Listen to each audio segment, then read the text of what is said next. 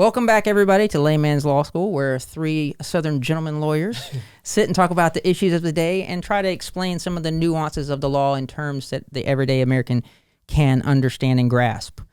Today, we're going to be covering Montana's ban on TikTok. We've covered something like this before, I think, on a podcast. What was purported to be a TikTok ban, and you can find that here or watch that right here.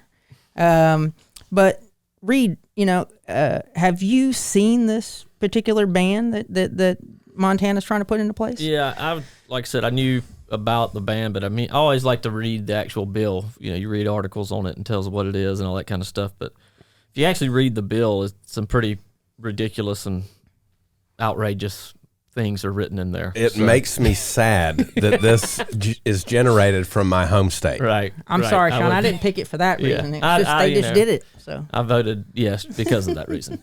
Not only is it from my home state, but it's signed into law by a Republican governor. Well, it's making you look bad all around, my friend. Well, it is Friday. I'm not going to let Chace get out of this one. Yeah, absolutely. I didn't. I look forward to it all week. I do too. I didn't, get you a nice beer this time. I got you the good stuff. Oh, yeah. That's the good stuff.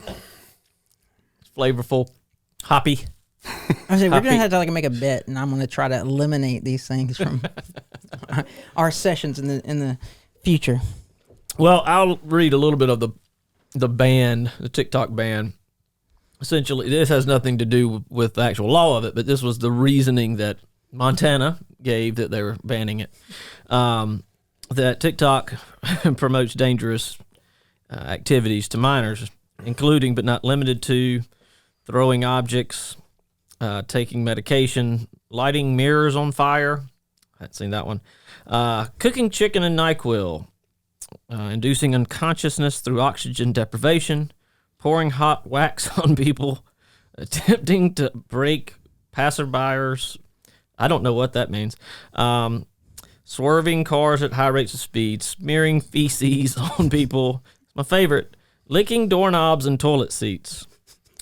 So essentially, they want to ban anything that you could find on the internet with a simple Google search. Yeah. And really, you're trying to ban people from being dumbasses. Yeah. You can't do that. I'm sorry. There are a lot of dumbasses out there. Well, I've been called one. With that kind of behavior, I don't know. I think we should encourage those people that can be convinced by TikTok to go out and lick a toilet seat. Yeah, I think you should let them. Yeah. They'll figure it out. You heard of the Darwin Awards? Yes. Right. It's survival of the fittest out here. There's all kinds of things are self-correcting errors, right. is what we say. Well, there's a conspiracy theory out there that the COVID thing was to reduce population. This is the way to reduce population right here. More TikTok. Not less. Of kids licking toilet seats. All right. So let's talk though a little bit about the sort of legal structure that our country operates in, and sort of how a state law like this is going to be affected possibly by the Supreme Court. There's no possibly about it. It's going to be shut down as soon as it gets up there, which can take a while. It can take a while, but I think this thing is supposed to take effect in 2024. But if you no way it gets there. Yeah, well, January 2024. Yeah, well, it's not that far away. It's true. It's true. But could you put up the little Venn diagram, the first one, for me there, D'Angelo? So when you're talking about the law, the Constitution gives different entities or different parts of the government different powers. The federal government has certain powers. The state government and local governments have certain powers. Some of these things overlap, but what the Constitution does not allow is for the federal government to go in and reach into what states are doing. That's for the laws that are allocated to the state. Sure. Okay, and the federal government is certainly not going to allow the state governments to come in and regulate something that violates the Constitution. Violates the Constitution, right? And so that's one of the distinct things that the federal government has the right to control. And what's happening here, this is just a representation of sort of how those laws interact and work. And what the state's trying to do is just trying to make that little red circle just a little bit bigger and carve out a chunk there for being able to regulate speech. And when we talk about regulating speech, we're of course talking about the First Amendment. And Reid, can you talk at all about like how the court views, laws that this would be something called prior restraint? Sure. You're actually restraining the person before they make the statement. Yeah, I mean, anytime you have something that you're doing before it happens, the Supreme Court's going to look very harshly on it. And if it's close, they're going to side with not allowing it, essentially. Right. They're when you're trying to stop something, like I said, prior restraint, stopping it before it even takes place, that's usually not going to go well. Right. As far as the federal government goes. Right. Well, many people like myself think that the amendments were our Bill of Rights. They were numbered for a reason. Sure. And freedom of speech is number one. Yeah. Right. Well, this is just insanity. And just law-wise, I kind of always look at it as, the federal government, if they want to intervene, they want to jump in that red circle, they can, and they can do it in different ways. They can't really do it legally, but they can stop funding for Montana's roads. They can stop, and that's how actually that the United States has a 21-year drinking limit or drinking age limit. Sure. Before, different states had different ages, and then they stopped. They said if you're not 21 or above, you don't have that law as a state, then we just won't give you any money for your roads. And then guess what? All the states said, well, hell, we need the money. Yeah. and then they changed it. Even more anecdotal, when I was a young lad in Montana, it was absolutely legal to drive up and down the road in your vehicle with an open alcoholic beverage. Right. Not a problem whatsoever, as long as you weren't, intoxicated, impaired. Sure. And that's exactly what eventually happened. The federal government said, we're going to take all your highway money away if you don't change this law. Yep. And what do? They okay. The state can still do have that law. Sure. But yeah. Anyway, when the Supreme Court actually looks at something like this, they have to apply a test, and these tests come from where the Supreme Court has looked at things in the past, and they've figured out ways in which to weigh and measure whether or not a state law has encroached too far on the right to free speech. And they apply, in cases like this of prior restraint, what's called strict scrutiny. Right. And basically that means there has to be a compelling government interest, okay? There has to be a good reason. And what Montana is saying that it's national security, that China's collecting all this stuff. Well, I think I listed why they want to ban it. No, that's why. Well, those aren't the good arguments. Cooking a chicken in, what did you say? NyQuil. We got it. Yeah. Yeah. Well, so what's happening, believe it or not, is they are actually able to record in all of our conversations, whether your phone is on or off. As long as there's battery on the phone, you can still, take in anything anybody's saying. If you don't believe me, do a fun little experiment. Okay, take your phone, set it right there on the table, and talk about dog toys. Okay, around your phone for about 10 or 15 minutes, and then open up your browser, take your ad, thing off, blocker off, and see what shows up on the side of your... Sure. Yeah, it's a little creepy, right? But that is why Montana's saying it, because they think that they're using this particular app to infiltrate the United States. What's interesting is China, they're allowed to access, kids are allowed to access TikTok, but it is only like Bill Nye the Science Guy. Right. And things closes to train at 8 or 2 or something. And it changes, so they're building, science and math curriculum there, but it also has to be narrowly tailored to support that government interest. So you basically has to be the least restrictive way to actually achieve that goal. So when we talk about national security, if that's the main goal that they're talking about, they have to tailor it to where there can be no more or no other less restrictive way to accomplish that goal. And if there are, then it's unconstitutional. And I think that, and what is the verdict here for the Supreme Court here at Layman's Law School? I mean, it's going to be shot down immediately. Yeah. Even the way they have, I think initially they were actually going after TikTok. Yeah. And I think the bill as passed, they even had to modify it because they, what if there was another similar provider that was based in China or an adversary nation type thing? You can't have it directed at one particular party. So they made it even broader and directed it at any type of internet service provider or application app that information is transmitted, collects, or stores information that is available to or located in a foreign adversary country. Right. Well, and it's kind of ridiculous in the fact. I mean, this is a federal argument. This is a federal discussion of national security. It's not a state issue. Yeah, it just isn't. And I mean, that's what they're trying to protect. And then Montana's infringing upon freedom of speech. And I mean, it's over just over the line across on so the board. many levels. And also take all that into account. And if the federal government bans TikTok, it reminds me, I had this poster. It was my dad's poster back in the day, but I had this poster, and it was John Wayne. And it was, he's in one of his movies, and it's just him on a horse. And then there's just hundreds of Native Americans. There's the cowboys and Indian fighting type movie. Mm-hmm. And the title of it was, "You Can't Stop Men Who Want to Be Free." And that's kind of how I feel about this. Sure. You can ban it all you want to. Mm-hmm. If people want it, they're going to get it. Mm-hmm. You're just creating a problem. Yeah. Well, and it's interesting that, most people know how China regulates the access of their citizens Sure. to the actual internet, right? And what they are actually allowed to see.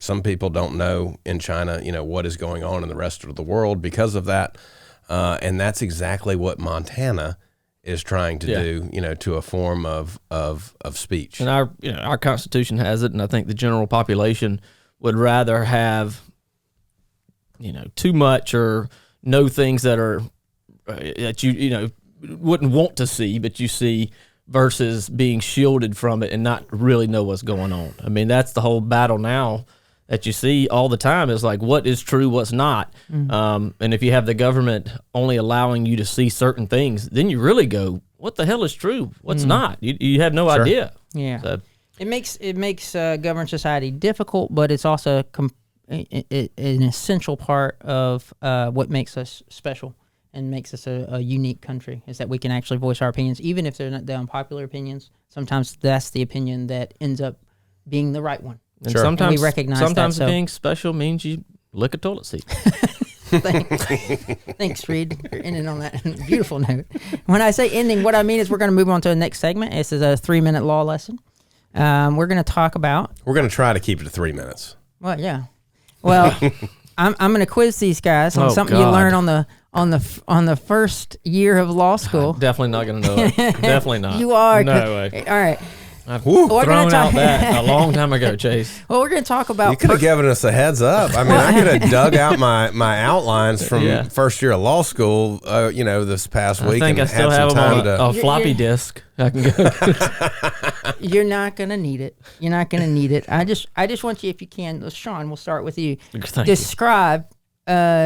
when I say personal jurisdiction, okay, everybody hears that term, jurisdiction. Does this court have jurisdiction, right? Sure. There are various kinds, but one of the most important ones is personal jurisdiction. And what we do every day, what does that sort of mean, and how does it arise in our in our practice?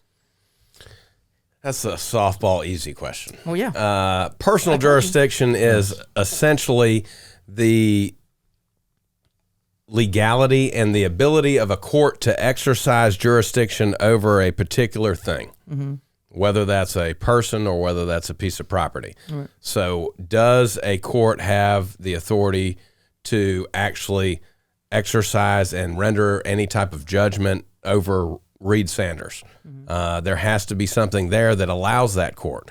Every court in the country can't just entertain a lawsuit against Reid Sanders. Right. Hallelujah. There has to be something there. Right. Personal jurisdiction is usually because, drawn by states. If we had, a car accident here in Georgia, in Augusta, and I can't just go to Columbia, South Carolina, and file a lawsuit against the person who struck me in Georgia, because that particular court in Columbia, South Carolina wouldn't have personal jurisdiction over any of the parties. Right. They would have personal jurisdiction over me because I filed the lawsuit there and availed myself to that, but they wouldn't have personal jurisdiction over the person necessarily in Georgia because the collision occurred in Georgia, that person lives in Georgia, Right. things like that. Yeah, and guys, the reason behind that is when we're trying to think about, I mean, we just landed in this country and then found our own country, and we had to figure out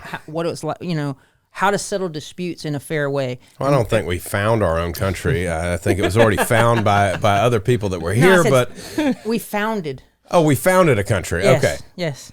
I didn't know the United States was founded by the Native Americans, but we had to decide sort of how to do justice. And it's in part because of we decided so well how to do this that people come here to do business. And it basically means that if you are going to actually sue somebody and there's going to be a binding legal order that you have to pay somebody money or turn over your land or anything like that, that person deserves some level of notice.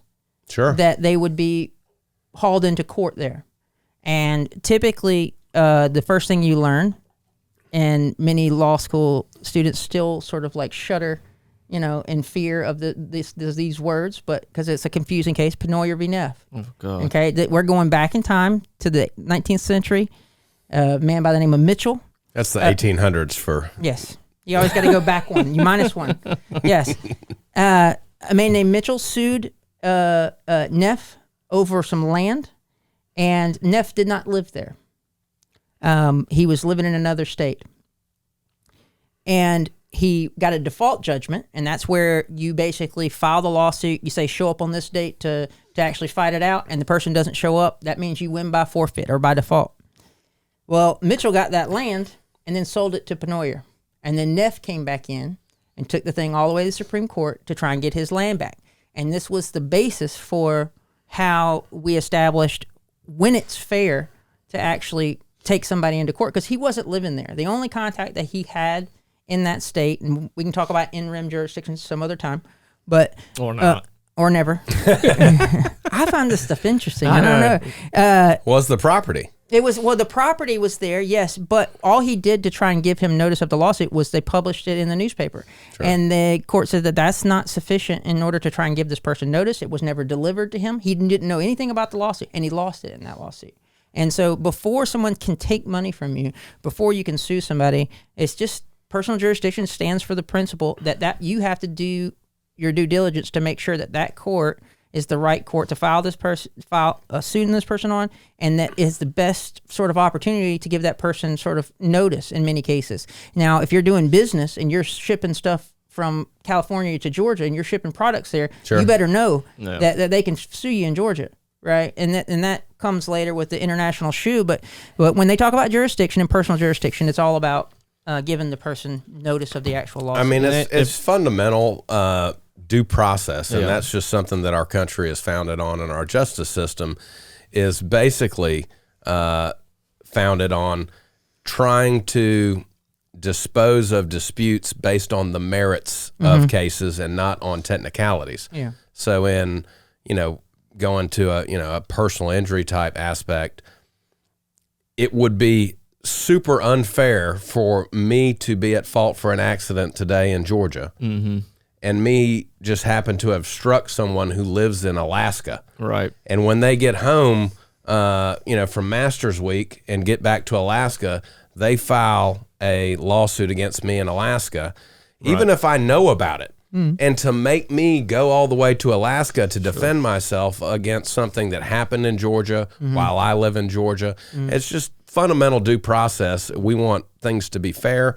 We want people to have a venue, which that person has a venue. They can come to Georgia. Right. They could sue me here. And it's never going to be, it's kind of not fair to the person in your hypothetical that lives in Alaska, but because it never can be perfect, I guess is what I'm trying to say. So somebody's going to be put out a little bit. Yeah. And in this situation, your hypothetical, if you just look at it common sense wise, you go, well, who's it going to be harder on? What's more fair? The more fair is to where are the witnesses? Right, where are the police officer that investigated the collision? That's all going to be here, in Georgia. Right. And international shoe that case I was talking about before. Well, let me break you on that 1 second. Go for it. Anything that anybody who has ever thought about going to law school, has gone to law school, passed law school, or failed out of law school will know about international shoe and probably hate it as much as I do. Please continue. Oh, you just want to throw shade real quick. Yeah, Okay. don't say that. No, yeah. Go ahead. Well, it stands for the principle of what they call the minimum contacts test, where they were talking about basically the minimum level of contact you have to have with the state before that person can bring you into to sue you there. And so if like I'm advertising for business in South Carolina, I'm doing business in South Carolina. I hadn't set foot in South Carolina. I don't own land in South Carolina, okay? But I'm doing a lot of business there. I'm transacting a lot of business there. Let's say, for instance, I've sold, $50,000 worth of brakes in South Carolina. If I'm benefiting from that state, that's minimum contact. That's enough contact to where I should know and be on notice that I might have a products liability suit if my brakes all start failing. Sure. I don't know how many cases, but there are just thousands of cases that are fighting over what is the definition of that minimal contact. I mean, because everything's a little different. Like you said, I mean, it could be like you're selling a product, but then the next thing that comes out, technology breeds technology. You have somebody who sells something digitally. Is that minimal? And so even today, the next thing that comes out, there'll be another challenge to it. Is that enough contact? It's never going to be set in stone. Yeah. Because people fight when they're getting sued. They do not want to be sued. That's right. Well, and what going on what Chace said, the minimum contacts, really comes from states wanting to hold people responsible who are outside of their state. Affecting their state. Yeah, states are, the state of Georgia wants to protect and take care of its residents in Georgia. So if there is a company that is sending a defective product to Georgia, Georgia does not want to tell its citizens, I'm sorry, there's nothing we can do. You can go to Massachusetts and sue them. Yeah. They want to be able to hold those companies responsible that are doing business and have those minimum contacts in Georgia. And the lawyers that are the ones who have to fight over this thing, and the reason practically would be if you have a case that somebody hurt people in Georgia, well, you want to have it in Georgia so the people in Georgia have a vested interest and they're not traveling, not even the witnesses, but your jurors. As a plaintiff, if you're bringing the case as a plaintiff lawyer, I want it in Georgia because they know that this has been going on, or they have felt it in some way, where if you're in Montana and that it has no effect on them, they don't know anything or care about it. But that's that's the games that attorneys play on venue, right. Well, for all those law students or any of those law students that are listening, I'll just recommend one book to you, Moonwalking with Einstein.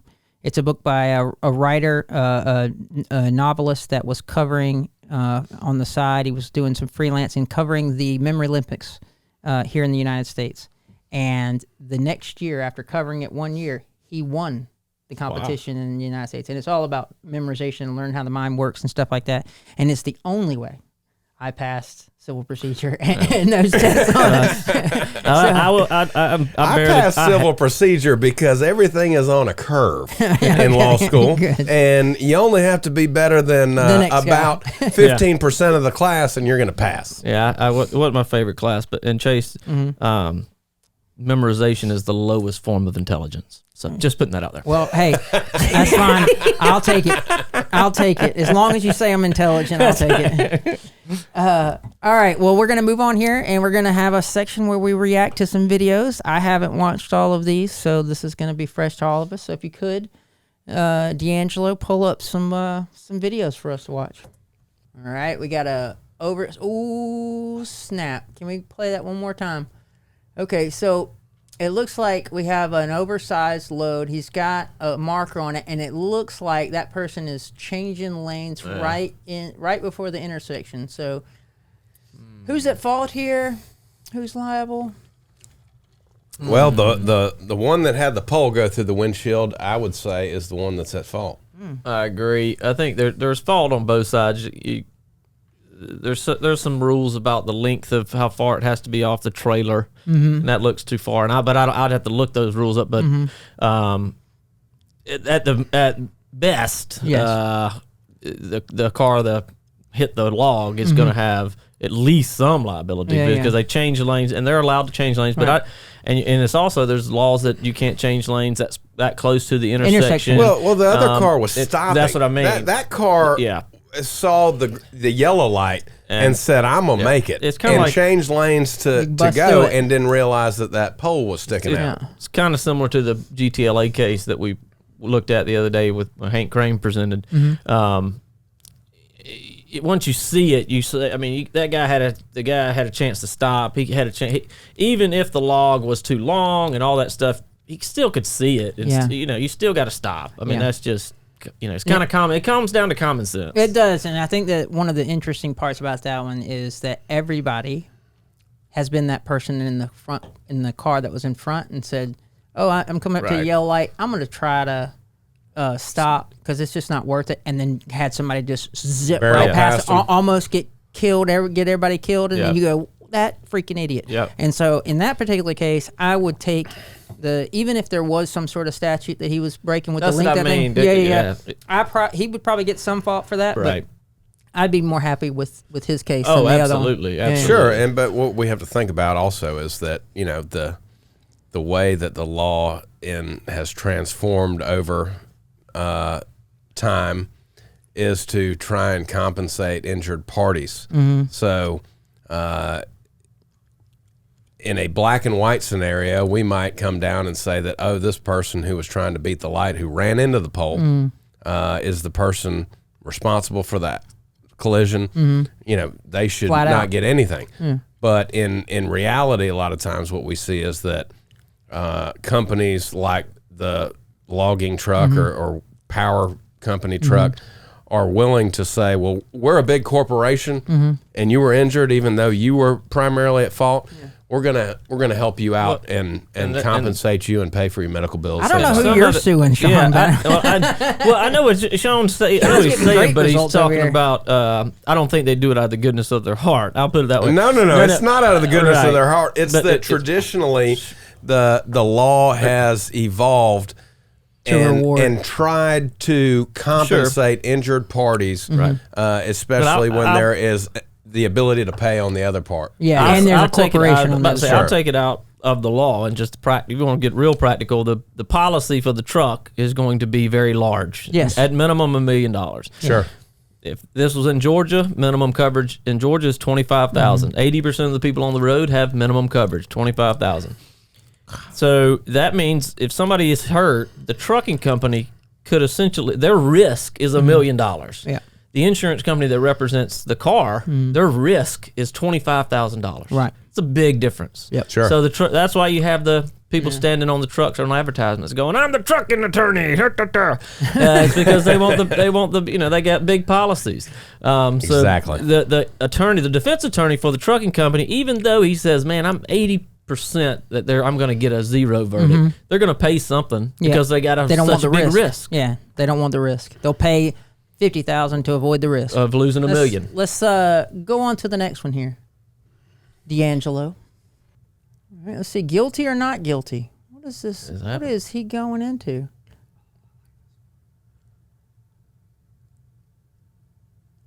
Okay. Oh,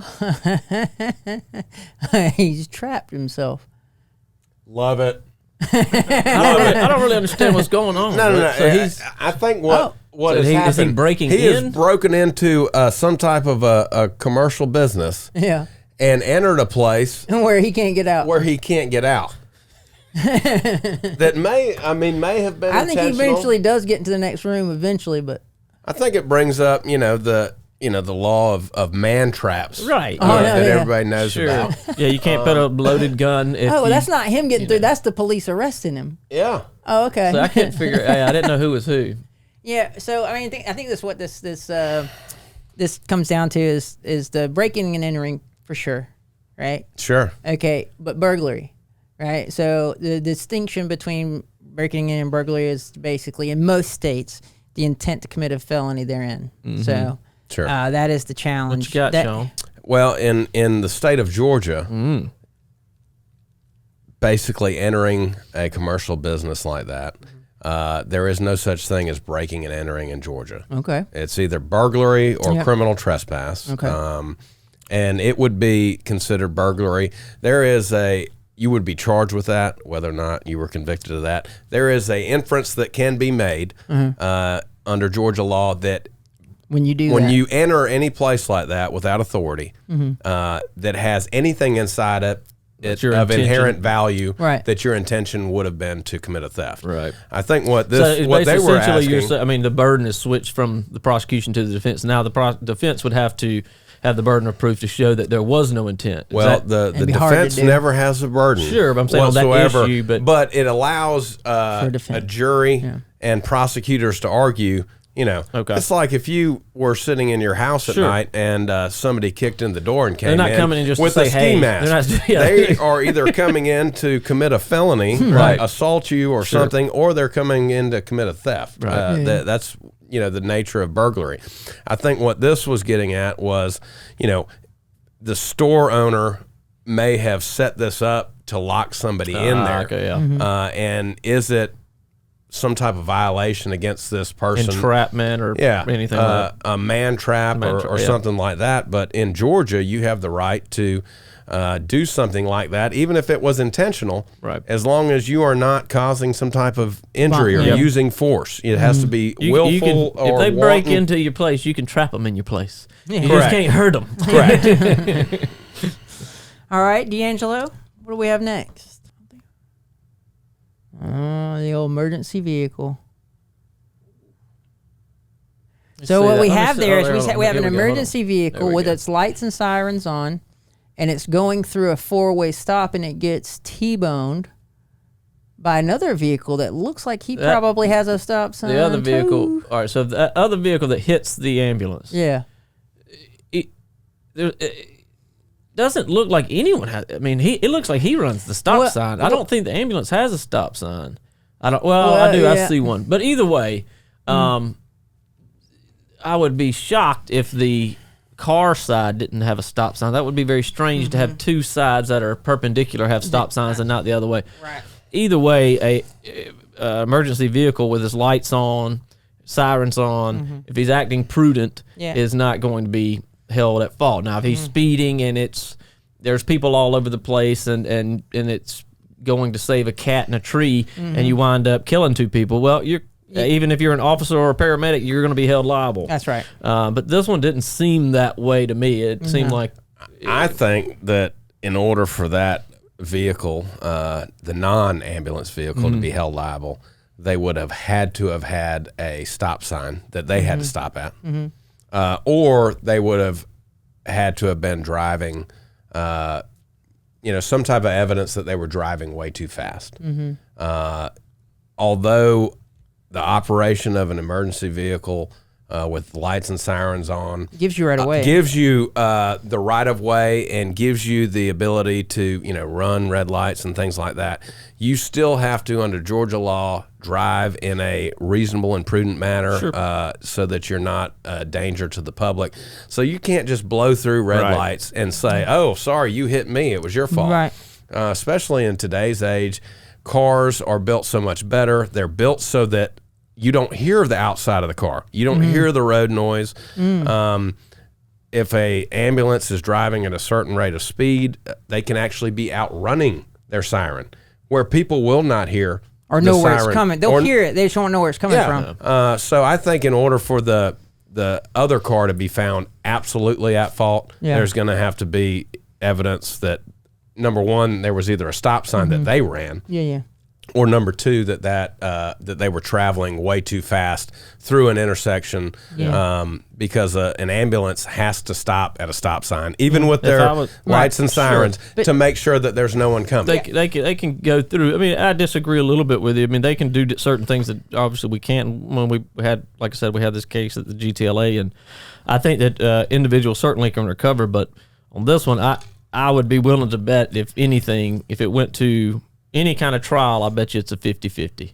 And it's nobody recovers. I think that they're going to be. Sure. I mean, like I said, I don't know. That other car had to have some kind of sign, but even if it didn't, I think it's going to be 50-50. Yeah. I don't think anyone's going to recover in this kind of situation unless you can show other factors that we can't see on the screen right there. Sure. Yeah, like why that person's doing it. Right. If they weren't going on a call at all and they were just running their lights to get through traffic, they're going to get smacked. Absolutely. Right. And it really does come to some of it is the severity of what they're going to. Sure. You know, we have a case that we're working on in Millen. I mean, you can't drive 100 miles an hour to go catch a jaywalker in the middle of downtown traffic. Yeah. You know, but if on Thanksgiving, right? But if there's a serial killer that you find, you might get a little leeway on that. Sure. You know, you got a hostage situation at the bank. Right. You might want to try and get there. Without knowing more, it's hard to say on that one. All right. Well, ladies and gentlemen, that's going to do it for us today on the Layman's Law School. Thank you so much for joining us. Join us next time. I have no idea what we're going to be covering. But join us anyway. We'll see y'all.